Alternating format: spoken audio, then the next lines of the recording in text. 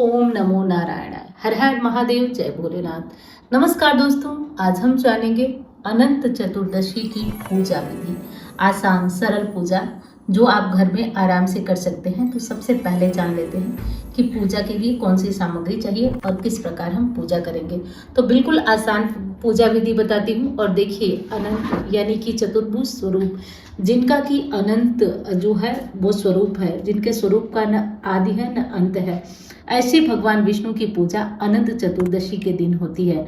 अनंत चतुर्दशी भाद्रपद मास की शुक्ल पक्ष की चतुर्दशी को अनंत चतुर्दशी के नाम से जानते हैं और इस दिन भगवान विष्णु के चतुर्भुज रूप की पूजा होती है।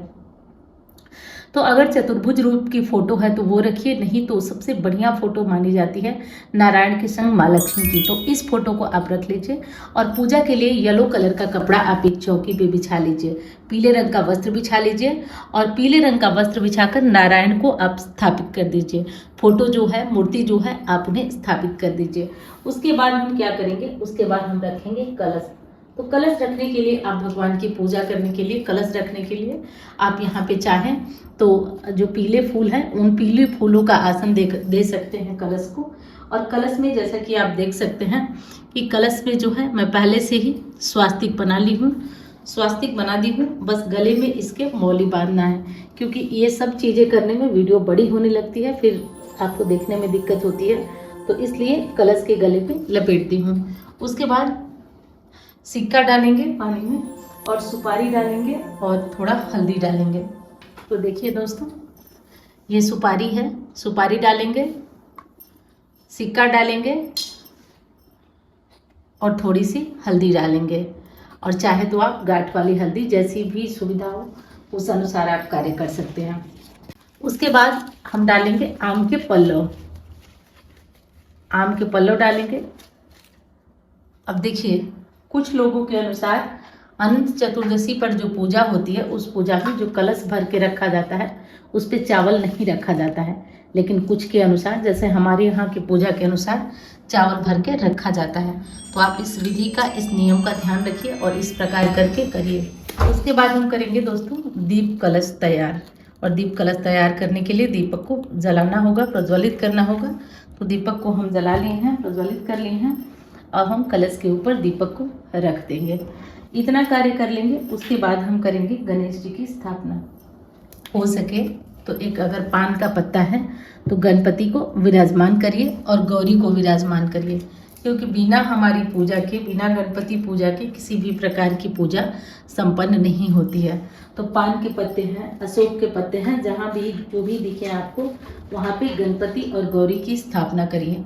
गणपति की स्थापना के लिए देख लीजिए, मैं सुपारी में, ध्यान से देखिए, सुपारी में यहाँ पे लपेटती हूँ कलावा। तो ये हमारे गणपति तैयार हो गए और गौरी तैयार हो गई। तो गौरी गणेश को हम यहाँ विराजमान कर लेंगे, गौरी गणेश को विराजमान कर लेंगे। उसके बाद हम सबसे पहले करेंगे संकल्प। संकल्प में क्या करना है, तो देखिए, थोड़ा सा हाथ में फूल ले लीजिए और फूल लेकर के थोड़ा सा जल ले लीजिए और संकल्प कीजिए। संकल्प में क्या बोलेंगे, तो सबसे पहले तो अपना नाम बोलिए, नाम बोलकर स्थान बोलिए। उसके बाद गोत्र पता है तो वो बोलिए। उसके बाद बोलिए कि हे भगवान विष्णु, अपनी कृपा मुझ पर बनाए रखें, इसके कारण मैं अनंत चतुर्दशी की पूजा, आसान पूजा करने जा रही हूँ। ये बोलकर गणेश जी के सामने ये चीज़ें छोड़ दीजिए। इस विशेष बात का आप ध्यान रखिए। उसके बाद हम करेंगे पूजा। तो पूजा करने में देखिए, सबसे पहले आचमनी करना ज़रूरी है। तो आचमनी करने के लिए हमें क्या करना है कि दाहिने हाथ की मदद से बाएं हाथ में जल ले लेंगे और ओम नारायणाय नमः बोलते हुए ये जल अपने मुख में लगा लेंगे और 3 बार ये कार्य करेंगे। दूसरी बार ओम गोविंदाय बोलते हुए ओम, तो इस तरह से करके ओम केशवाय बोलते हुए, उसके बाद चौथी बार हाथ में जल लेकर ओम हस्त प्रक्षालन बोलते हुए हाथों को धो लेंगे। उसके बाद सबसे पहले ओम गंगणपतये नमः बोलते हुए गणेश जी को स्नान कराएंगे, गौरी जी को स्नान कराएंगे, फिर कलश को स्नान कराएंगे और उसके बाद विष्णु जी को स्नान कराएंगे। उसके बाद बारी आती है दोस्तों अनंत धागे को बनाने की। तो देखिए, अनंत धागे में 14 गांठें लगाई जाती हैं। ध्यान से देखिए, अनंत धागे में 14 गांठें लगाई जाती हैं, ठीक है। तो देखिए, जैसे मैं गांठें लगा रही हूँ उस तरह से गांठें लगाकर आप 14 गांठें एक धागा में लगाकर तैयार कर सकते हैं। और अनंत चतुर्दशी के दिन इस धागे को ग्रहण करने से असीम भगवान की कृपा मिलती है। जैसे एक गांठ मैंने लगाया, उसी तरह करके आप 14 गांठें लगा करके और अनंत चतुर्दशी का ये धागा तैयार कर सकते हैं। तो देख लीजिए, साथ साथ मैं दिखाती भी चल रही हूँ। 2 गांठें हो गई, आपको दिख रही होगी, एक यहाँ एक यहाँ, इस तरह से एक यहाँ एक यहाँ, इस तरह से करके 14 गांठें आप लगा लीजिए। 14 गांठें लगाकर अब हम धागे को भी रखकर विष्णु जी के सामने उसका भी पूजन करेंगे। तो धागे को आप यहाँ विराजमान कर दीजिए। विराजमान करने के बाद हल्दी कुमकुम से धागे की भी हम पूजा करेंगे। धागे की भी हल्दी से, थोड़ा कुमकुम से धागे की भी पूजा करेंगे। और उसके बाद मैं जल्दी जल्दी से आपको चीज़ें बता रही हूँ, नहीं तो वीडियो लंबी हो जाएगी। थोड़ा हल्दी, थोड़ा कुमकुम गणेश जी को, कलश जी को सबको चढ़ा देंगे। उसके बाद भगवान विष्णु की पूजा करेंगे। विष्णु जी को हल्दी चढ़ेगी, पीला चंदन चढ़ेगा। तो ये आप ध्यान रखिए, विष्णु जी को हल्दी और पीला चंदन चढ़ेगा। अब जो समस्या ये है कि विष्णु जी को हम अक्षत चढ़ाए या नहीं। तो देखिए, यहाँ पे विष्णु जी को आप अक्षत नहीं चढ़ाइए। अक्षत चढ़ाना चाहते हैं तो आप तिल का अक्षत चढ़ा दीजिए, सफ़ेद तिल का अक्षत चढ़ा दीजिए, ये कार्य कर दीजिए। और साथ में लक्ष्मी माँ भी हमारी हैं, तो साथ में लक्ष्मी माँ हैं। हम जो सुहागिने पूजा कर रहे हैं वो माँ को सिंदूर ज़रूर समर्पित करेंगे। तो माँ को सिंदूर हम समर्पित करेंगे। जितनी भी सुहागिने हैं वो पूजा कर रहे हैं तो वो माँ को सिंदूर समर्पित करेंगे।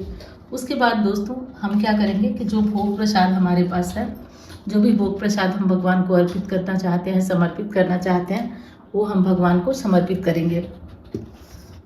और जो भी फूल माला है, जो भगवान को हम फूल माला समर्पित करना चाहते हैं तो वो फूल माला समर्पित कर देंगे। अच्छा, एक चीज़ का ध्यान दीजिएगा आप लोग, जो भी भोग आप समर्पित करेंगे भगवान विष्णु को, उसमें तुलसी पत्र डाल दीजिएगा। अब आपके अनुसार ये होगा कि इसमें लक्ष्मी जी भी हैं तो हम तुलसी पत्र कैसे डालें। तो दोस्तों ध्यान ये रखना है कि नारायण की पूजा विशेष हो रही है तो इसमें तुलसी पत्र भोग में डाल दीजिएगा। भोग में तुलसी पत्र डाल दीजिएगा। उसके बाद अब आपका कलश पूजन हो गया, विष्णु जी की पूजा हो गई, सब कुछ हो गया। तो अब इतनी हमारी सारी पूजा हो चुकी है, कलश पूजन वगैरह भी हो गया। भोग प्रसाद आप वो जब पूजा हो जाए तो उठा के खा सकते हैं, खिला सकते हैं। और पूजा के बाद अनंत धागा बांधा जाता है। तो अनंत धागा जब भी आप बांधें तो पूजा और आरती के बाद ही बांधें, यानी जब आपकी आरती हो जाए तो आरती के बाद ही ये पूजा अनंत धागा बांधे आप। जो यहाँ पे रखा हुआ है इस अनंत धागे को आप आरती और पूजा के बाद बांधें। तो इस विशेष बात का ध्यान रखिएगा। इस तरह से करके आप अनंत चतुर्दशी की पूजा बड़े आराम से, आसानी से कर सकते हैं। तो ये कार्य कर दीजिएगा। और दूसरी चीज़ बता दूँ आपको कि भगवान की पूजा, भगवान विष्णु की पूजा के साथ साथ लक्ष्मी जी भी प्रसन्न होती हैं। और अंत में आप क्या करेंगे, आरती करेंगे। आरती करेंगे और आरती से पहले हो सके तो कुछ दक्षिणा भी भगवान को समर्पित करिए, कुछ दक्षिणा भी भगवान को समर्पित करिए। उसके बाद हम आरती करेंगे। तो आरती में वही आरती होगी, ओम जय जगदीश हरे, यही सबसे प्रसिद्ध आरती है भगवान विष्णु के लिए। तो आप इस आरती को कर सकते हैं, इससे भगवान की विशेष कृपा मिलती है। तो इस आरती को करें, भगवान को प्रसन्न करें। और इस तरह से करके हमारी अनंत चतुर्दशी की सरल पूजा विधि संपूर्ण हुई। तो वीडियो पसंद आए तो लाइक करना मत भूलिएगा। चैनल को सब्सक्राइब नहीं किया आपने तो कर लीजिएगा, इससे मेरा भी हौसला वर्धन होता रहेगा। तो उम्मीद करती हूँ वीडियो आपको पसंद आई होगी। मैं मिलती हूँ अन्य वीडियो में। धन्यवाद।